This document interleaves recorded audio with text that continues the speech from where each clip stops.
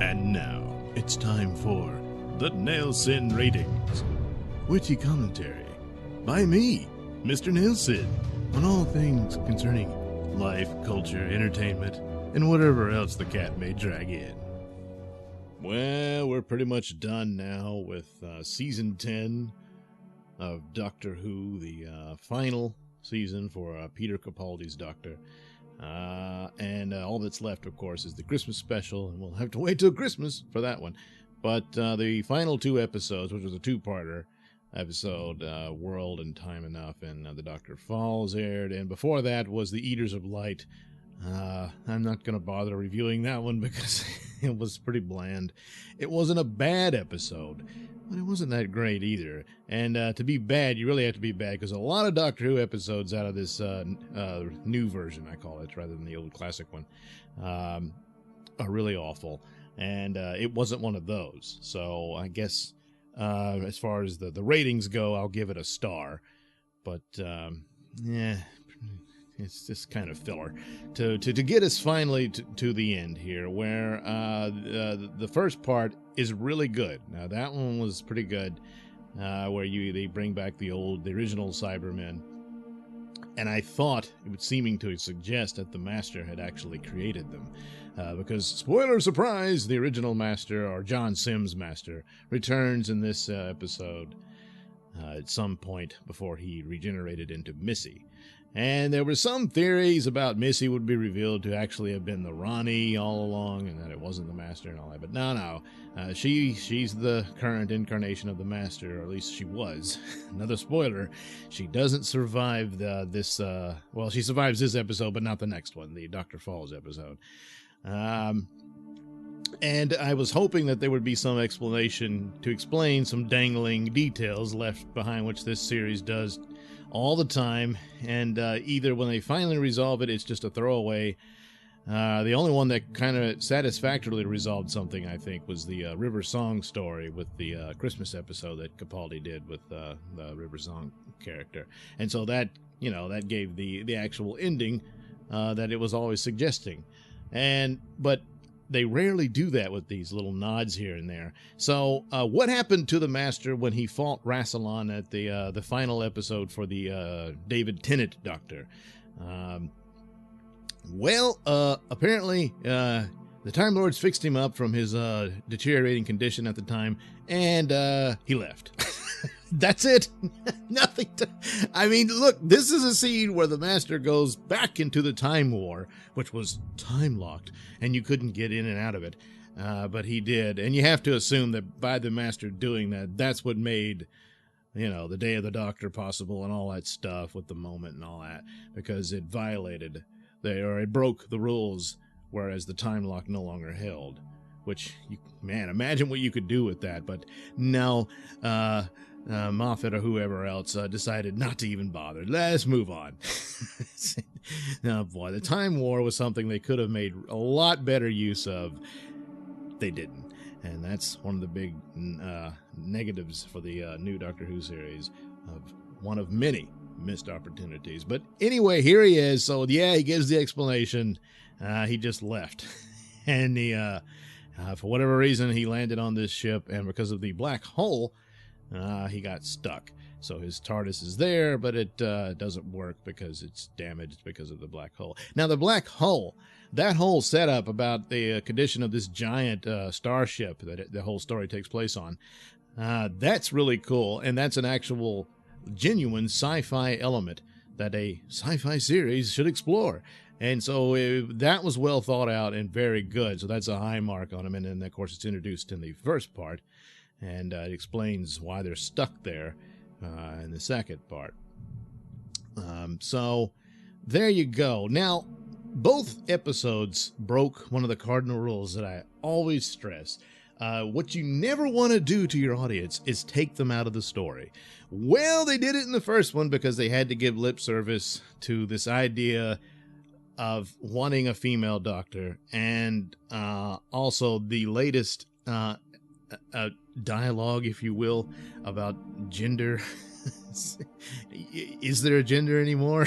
Because if you say it, then you're offensive in some way or another. And I mean, that seems to be what the Doctor says here when Bill, who is the lesbian character they made a big deal about as if she was the first gay character on the show. She wasn't. But nevertheless, there she is, and she's kind of, Missy was a man? How's that work? And then the Doctor, we're an advanced civilization. We're not so obsessed with gender the way you people are.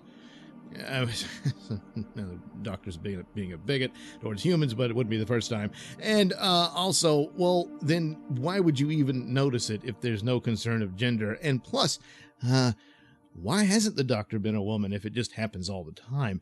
They're not very consistent in the storytelling with this. And he even makes a nod to where he talks about the Master and how much he meant to him and that he was his first man crush. And while they were back in the academy together, and he even suggests, I think I was a boy then. All right. You were a boy then. The old series established that a Time Lord can only regenerate 12 times. I know that they've gotten around it, and they already, and within the original series, they actually mentioned to the Master and the 5 Doctors that we can give you a new regeneration cycle. I don't know if that meant a new full 12 one, maybe it's only 4 or 5, but they said a complete new cycle, so I have to assume, yeah, so it's, wow, you can regenerate 24 times if we wanted to give you another one. Don't know how long that can last, but they stipulate, there it is in the series, that this is possible. And so that's why the Master was in that story and all. But anyway, you can go watch the 5 Doctors if you want to know about that. So that's established. However, it is not established that William Hartnell's Doctor was just one of many Doctors that had happened. There's other Doctors we've never seen before. No, that's not the case. Matt Smith, as he's coming to the end of his incarnation, says, this is it. There's only 12 times. It's over. So there wasn't any other Doctors before that. Whether there was other Doctors that were women or girls when he was young, whatever, doesn't matter. It didn't happen because it couldn't. So you got to be consistent about these things. It's lazy not to be, but that's what happens when the gimmick matters more than the organic nature of a story. So that scene there where he's describing that to Bill, it's one of those that takes you out of the show because it's just there to give lip service to this idea of the gender politics that we're in today for people who have too much time on their hands. And it's not as bad as in Oxygen, where the whole story is an attack on capitalism, and then they even have the part where the Doctor turns to the camera almost, by the way, capitalism is terrible, it's horrible, it sucks. Well, basically saying, just to make sure, because I'm pretty sure the audience is really too stupid to understand what the plot of this show is about. Yeah, all right. That's taking the audience out of the show because you're no longer in the realm that you've created for your story. And it's a no-no. But they do it all the time, and they did it there. So not as bad as that one, but still, there it is. So, and then in part 2, the Doctor falls. Of course, he's got to take a jab at Donald Trump because no one's done it yet. And of course, it's so central to this. I don't even know, what time are they in? Is this the distant future? Where are the aliens? Donald Trump? So there you go. Take your audience out of the show because you just assume everybody wants a Donald Trump joke. By now, there's probably been 1 million Donald Trump jokes. So yeah, just take your audience out of the show to make a joke about Donald Trump, who won't be president forever, by the way. And boy, you really stuck it to him, huh? No, you just ruined your show for that. You don't realize that? Because Donald Trump doesn't care about Doctor Who. So, well, whatever. What's done is done. The show then kind of just spirals down into the usual templates they've done time and time again, with manipulated emotional scenes. Just everybody's sad and upset. Now, a lot of interesting things happened here, and another kind of missed opportunity here, because actually the idea of Bill being turned into a Cyberman was kind of cool. I mean, it's also very sad and all that, but imagine if she stayed as the Cyberman and that was the new companion for the next Doctor, you know, for a while anyway. But no, Bill's magic girlfriend, who isn't her girlfriend and never was, which is mistake number one for this season 10. They should have established that that was her girlfriend, like they were living together and everything or whatever. But she didn't even really know her. She just saw her in a bar and thought, wow, she's hot. And that's it. That's the whole relationship there, if you can even call it one. And then, of course, she gets taken by this you know, the pilot, the water alien, and she becomes Water Woman. And apparently she's God.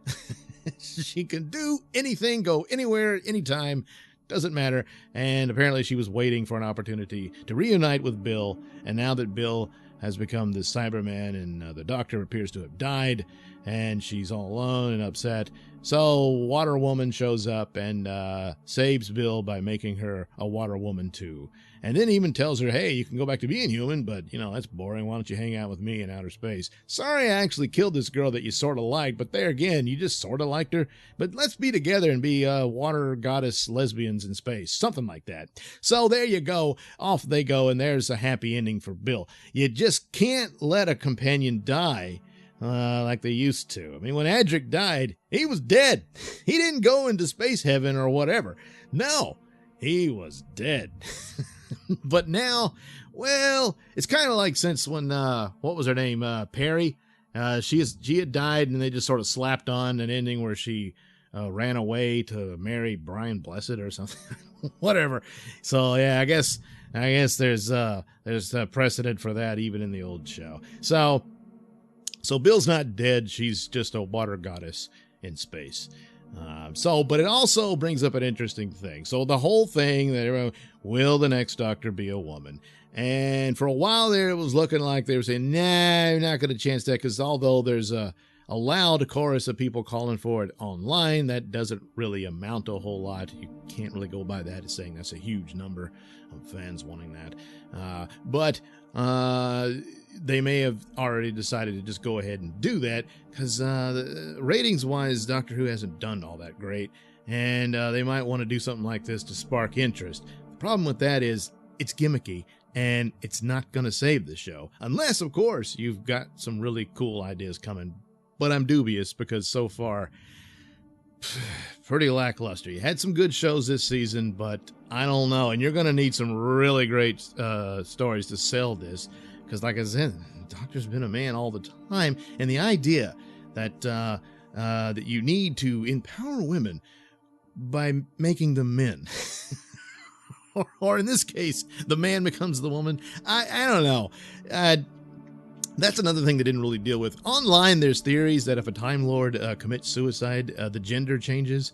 And so, technically speaking, the scene of the Master here, where Missy stabs the Master, and he's going to have to regenerate into her. And then he kills her by zapping her in the back. So, technically, that's a suicide. Retro suicide, I guess. Whatever. So, maybe they're going to hold to that. And that's why the Master regenerated into a woman. So now we have the Doctor, who I guess you could say committed suicide by sacrificing himself for the cause at the end here, fighting the Cybermen. And that could be why he will regenerate into a woman.